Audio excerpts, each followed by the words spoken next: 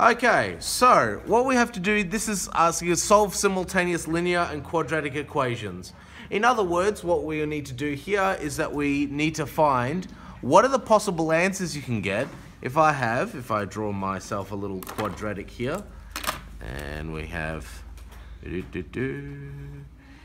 here's my lovely quadratic.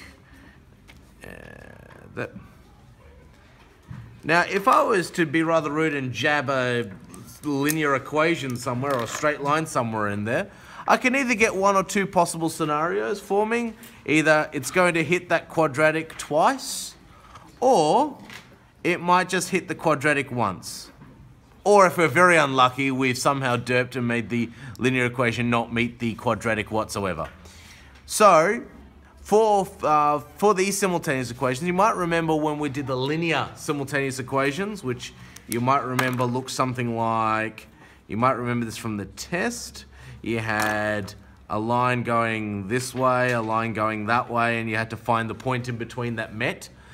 With two straight lines, you're only ever going to get one point that meets.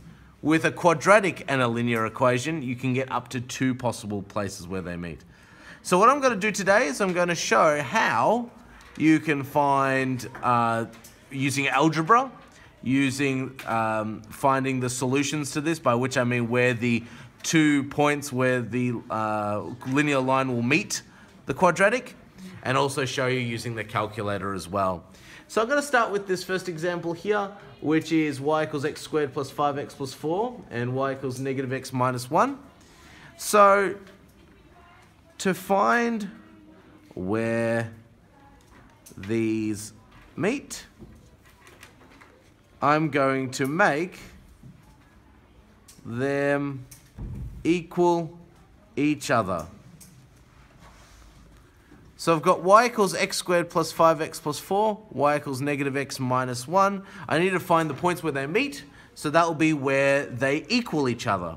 So I'm just going to take the x squared plus 5x plus 4, make it equal negative x minus 1. Now, what do you reckon will be my next step after this? Put your hand up if you've got an idea. How could I solve? I need to find a value of x and then a value of y for these 2 points. I've set this up now. I've made the two equations equal each other. What will be my next step? Mr. Daniels, what do you think? Turn it into a quadratic. Turn it into a quadratic, yeah. I want to make it, and also what would I want it to make it equal to? Make it equal to 0, so we can solve it like a quadratic, yeah. So I'm going to add x to both sides, so I can move the negative x from the right to the left. So that becomes x plus 6x plus 4 equals negative 1. And then I'm going to add 1 on both sides. And I get x squared plus 6x plus 5. The wonderful sound of the colored clicking pen. So that's the one. So I'm trying to solve this, so I've made them all equal to 0. Now what? Anyone got an idea? Put their hand up for me if they've got an idea what I could do from here. Mr. Schwab. Minus 5. Well, if we minus 5, then I'm going back to, I deliberately made this equal to 0 for a reason. Miss Hartwick. Yeah, we could use the quadratic equation. In my opinion, you might even be able to factorize this sooner. Yes. You can factorize it x plus 6, and then another bracket. Well, what's two numbers that multiply to get 5, add together to get 6? I just saw there was 6 and 5. Negative 2. Yeah, 5 and 1. Yeah, so... Yeah. So 5 times 1 would be 5. And then, because you need to find two numbers that multiply together to get 5, add together to get 6. So 5 times 1. Oh, and then literally from there, is it just making x plus 5 equals 0 and then showing Yep. points? Oh, okay. No, in order to factorize into brackets, you're multiplying to get the last number, that add together to get the first. Because when you expand that bracket, that's what it should be equal to. So now we've made each bracket equal to 0. So x is negative 5, x is equal to negative 1. So now I found where the x values are. What will be my next step? Well, I need to find, because I'm finding the points, I need to find the y's. How would I find the y values? Substitute in which equation do you think? Well, thank God you said that, because some people might do the hard one. So I'm going to substitute them in, substitute these x values into, as the scientific definition, the easy one. So I'm going to put that here. Y equals negative x, because it's not squared. Yeah. I still also like the easy one, but yes, that one. Thank you, voice of reason. We're going to sub x equals negative 5 into... so this becomes y is equal to negative minus 5 minus 1. Two negatives make a positive, so that will be 5 minus 1, which is equal to 4. So one of the solutions will be at negative 5, 4. That'll be one of the answers. So that's one set of coordinates where this will meet. And then we'll also sub x equals negative 1 into the easy one.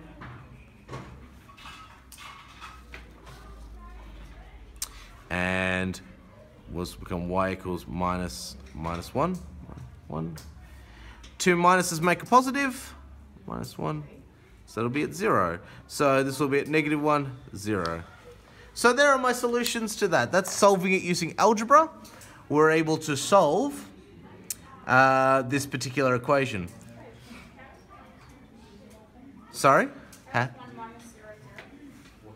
Oh, no, it's because I'm a fool. Sorry. That should have said minus 1. Sorry. Because what happens, I don't know if anyone else does this, when you're typing something or writing something, you've thought of the next sentence, and then I've left out a vital thing. So, yeah. Or I say the same word like 3 times. Yes. When, whoops, yeah. That's also happens when you've got the pressure of trying to explain maths to lots of people. Yeah. What I want to do is I want to show you how you can get the same answer using the calculator, both algebraically and graphically. So, what you'll need is one calculator. This is one I've prepared earlier. Not two. Well, you could, but it would be inefficient. So, what I need you to do is I need you to bring up the keyboard. And what we're doing here is we're solving. So, on the keyboard, what you want to do is using that same simultaneous button that we used last time. So there it is. And what I'm going to do is I'm going to type both of those equations in as we did there before. So I'm going to go and type in y equals x squared plus 5x plus 4. And then I'm going to type in y equals negative x minus 1. Go over here. X comma y. Okay, making sure that at the bottom of your calculator it should say standard, should say real, and it should say, well, it doesn't actually matter what that one says. It can either say rad or deg. We're not dealing with, why don't we keep it to rad? Because that deals with angles. And that's how cruel we are. And there we go. You press enter, and it's come up with the solutions for you. So that's how you can use the calculator to go and find the solutions. What I'm now going to do is I'm going to show you how to do it graphically. So if you were to go to main,